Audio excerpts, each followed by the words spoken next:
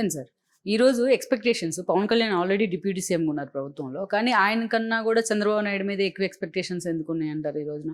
ఏ question అంతా చంద్రబాబుకే ఎందుకొస్తుంది, పవన్ కళ్యాణ్‌కి ఎందుకు రావట్లేదు? ఫర్మ్‌గా పని చేయలేదు, లేదా ఫర్మ్‌గా యాక్షన్స్ తీసుకోవట్లేదని పవన్ కళ్యాణ్ మీద ఎందుకు? అంటే మీరు డిప్యూటీ సీఎం అంటే ఏమనుకుంటున్నారో నాకు తెలియదు. Deputy CM is only a designation.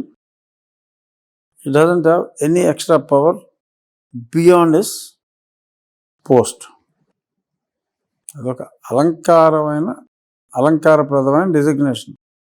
Jaganmohan Reddy పరిపాలనలో 5 ఉన్నారు.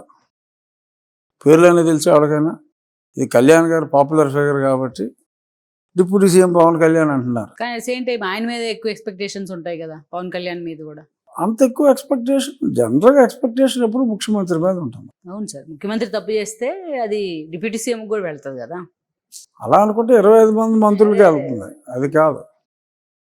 డిప్యూటీ సీఎం అనేది డిప్యూటీ సీఎం పవన్ కళ్యాణ్ అని స్పెసిఫిక్గా మాట్లాడేది because of Pawan Kalyan. But for Pawan Kalyan ఇంకెవరైనా డిప్యూటీ సీఎం అయితే లైక్ సుచరితను డిజిగ్నేషన్ ఉండదు, ఆ ఫోటో కూడా ఎక్కడ కనపడదు. పుష్పశ్రీవను లైక్ సుచరిత, ఆ ఫోటో కూడా ఇంకెక్కడ కనపడదు.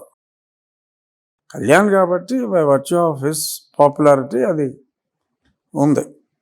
ఈ వీడియో మీకు నచ్చినట్లయితే please share, like and subscribe R24 Telugu.